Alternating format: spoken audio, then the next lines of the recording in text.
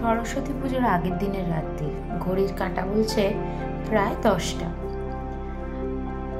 আমার মা বাবা এসছে, মা ঠাকুরের সামনে আলপনা দিচ্ছে। ঠাকুরটা মোটামুটি একটু সাজিয়ে ফেলেছি। মা আলপনা দিচ্ছে আর তিরিং বুড়ি বসে বসে সেটা দেখছে। মাঝে মাঝে নিজেও একটু নাড়াঘাটা করছে সেই সব নিয়ে। একদিন আগেই কৌশব অফিস থেকে ফেরবার পর আমরা ঠাকুরটা কিনে এনেছি। তিরিং বুড়িও সঙ্গে গেছিল। আর টুকটাক একটু বাজার টাজার করে তারপরে এই পুজোর আগের দিন মা আর বাবা সন্ধ্যেবেলা চলে এলো। এরপর আমাদের সরস্বতী পুজো হবে।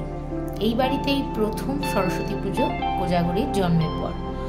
কোজাগরীর আগের বছরই প্রথম পুজো হয়েছিল, কিন্তু সেটা সেভাবে আমরা করা হয়নি আর কি, সেভাবে আয়োজন করা হয়নি। এবারে যেরকম আমাদের ছোটবেলায় আমরা করতাম, আমি করতাম, সেরকমভাবেই ছোট করে আয়োজন করে একটা সরস্বতী পুজো।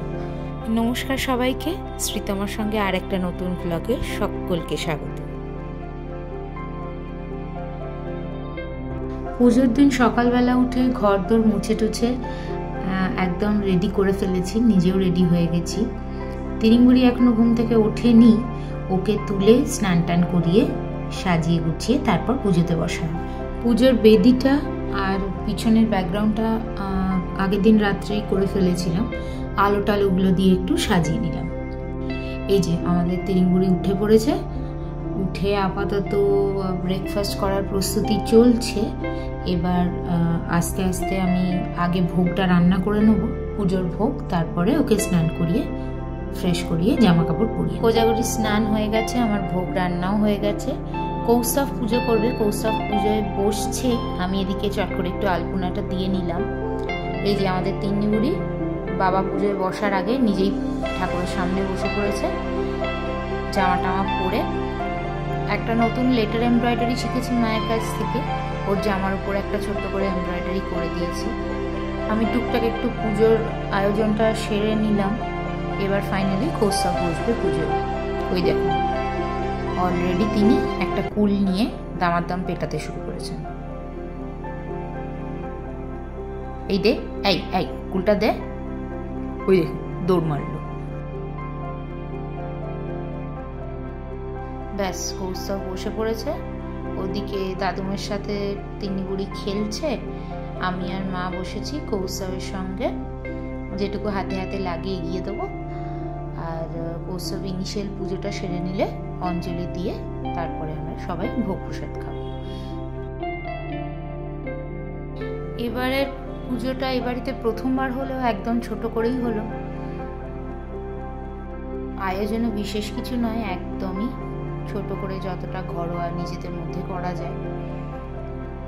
তিন্নিবুড়ি এদিক ওদিক ছুটে বেড়াচ্ছে, মাঝে মাঝে আসছে, মাঝে মাঝে ফল নিয়ে টানাটানি করছে, দাদুম দিমাবুড়ির সাথে খেলছে। বেশ আনন্দ পেয়েছে এই বাড়িতে, দাদুম দিমাবুড়িকে অনেকদিন পর পেয়েছে। মা ওকে খাওয়ানোর চেষ্টা করছে, প্লাস সঙ্গে ও ফল নিয়ে টানাটানি করে খেলছে। আমি কৌস্তভের পাশে রয়েছি, ভিডিও করছি, তার সাথে হাতে হাতে যেটুকু টুকটাক লাগছে এগিয়ে দিচ্ছি।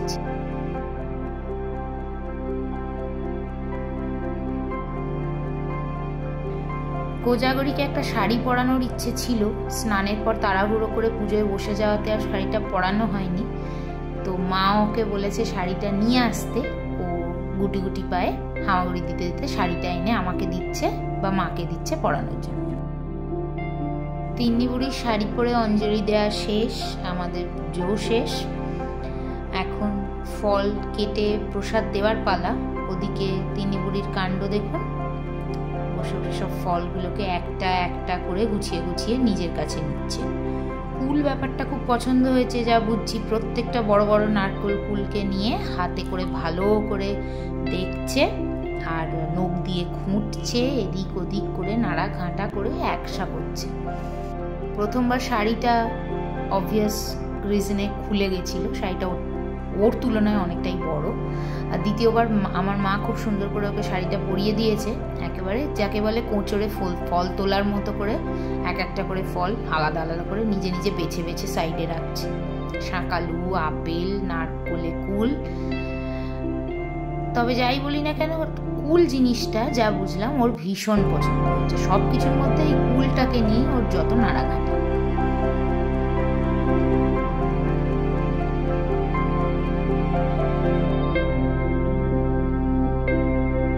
আমাদের পুজো পর্ব মোটামুটি এক কথায় শেষ। এরপরে আমরা আমাদের নিজেদের লাঞ্চের ব্যবস্থা করব। তার আগে এখন মা মেয়ে মিলে একটু গল্প করছি। ও কুলগুলোকে নিয়ে মনের আনন্দে খুঁটছে, আর আমাকে একবার করে হাতটা এগিয়ে দিচ্ছে যে দেখো নখের মধ্যে ঢুকে গেছে কুল, আমি পরিষ্কার করে দিচ্ছি। এই হচ্ছে আমাদের এখনকার খেলা। আর তাকে যতবার ঠাকুরকে নমঃ করতে বলা হচ্ছে সঙ্গে সঙ্গে 2 হাত তুলে নমঃ করে নিচ্ছে। এই দেখুন আপনাদের কোজাগরি কিরকম ঘোমটা দিয়ে ঠাকুরের সামনে বসে রয়েছে। তবে ভাবগতিক দেখে মনে হচ্ছে না শাড়িটা আর বেশিক্ষণ টেকানো যাবে। সরস্বতী পুজোও শেষ, শাড়িও খুলে ফেলার পালা। সবাইকে বসন্ত পঞ্চমীর অনেক অনেক শুভেচ্ছা। আশা করি সবার সরস্বতী পুজো খুব ভালো কেটেছে। সামনে বছর আবার হবে।